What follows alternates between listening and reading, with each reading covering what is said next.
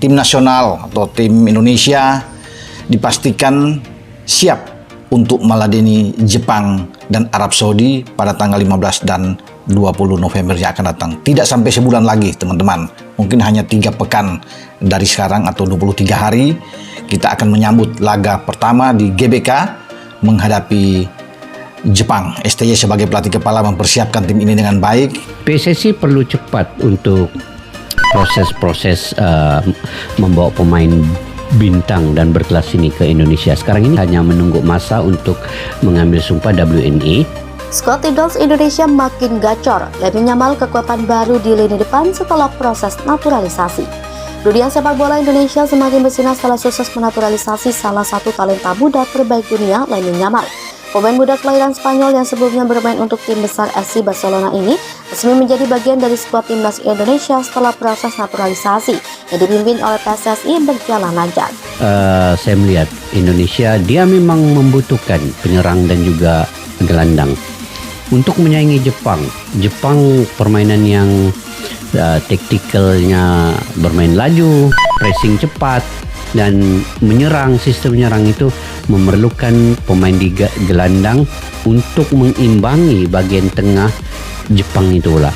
Bergabungnya Yamal ke dalam timnas bukan hanya sekedar kabar besar, tetapi juga merupakan langkah strategis yang membawa harapan baru bagi perjalanan sepak bola Indonesia di kancah internasional. Dengan kehadiran pemain muda berbakat ini, skuad Garuda kini disebut semakin gacor alias semakin kuat, solid, dan berbahaya di lini depan.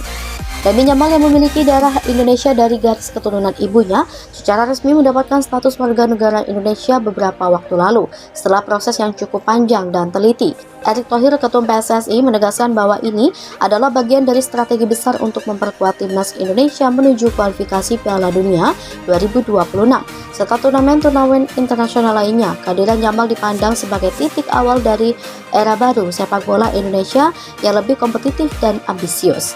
Lamine Yamal kekuatan baru di skuad timnas. Lamine Yamal bukan nama sembarangan di dunia sepak bola. Di usianya yang masih sangat muda, Yamal telah mencatatkan prestasi gemilang di Eropa, bermain untuk salah satu klub terbesar dunia, FC Barcelona. Ia dikenal sebagai pemain yang memiliki kecepatan luar biasa, keterampilan dribbling yang memukau, serta naluri mencetak gol yang mematikan. Tidak hanya itu, kemampuan Yamal dalam membaca permainan dan visi tajam menjadikannya salah satu talenta paling dicari di Eropa.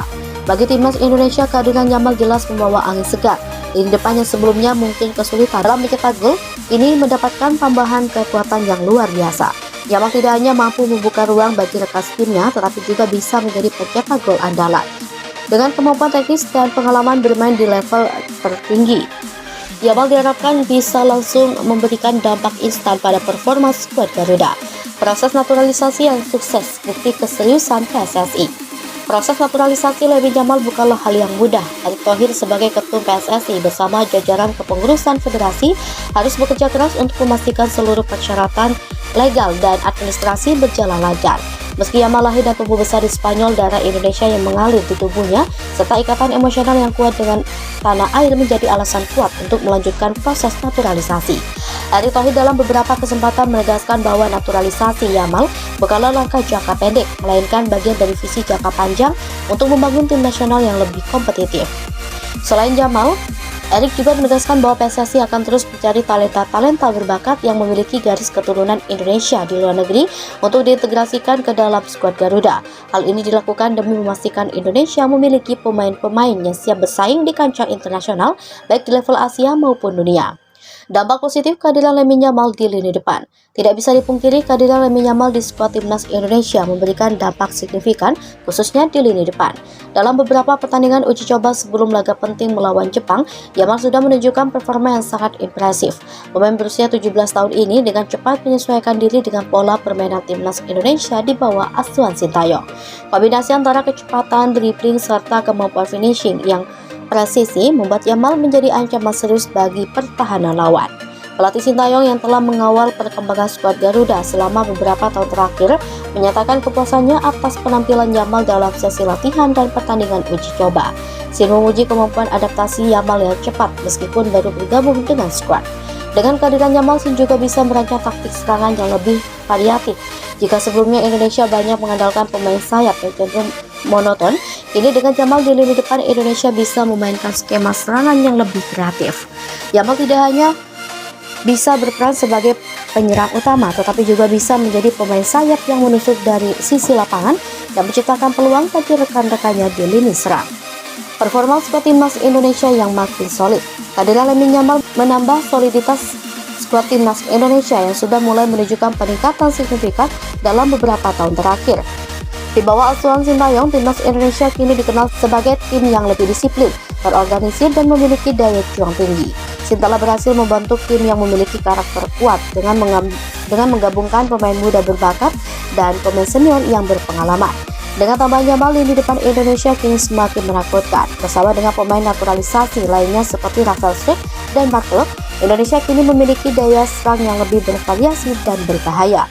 Kekuatan ini tentu akan menjadi modal penting bagi timnas Indonesia dalam menghadapi lawan-lawan berat di kualifikasi Piala Dunia 2026, termasuk pertandingan penting melawan Jepang yang akan datang.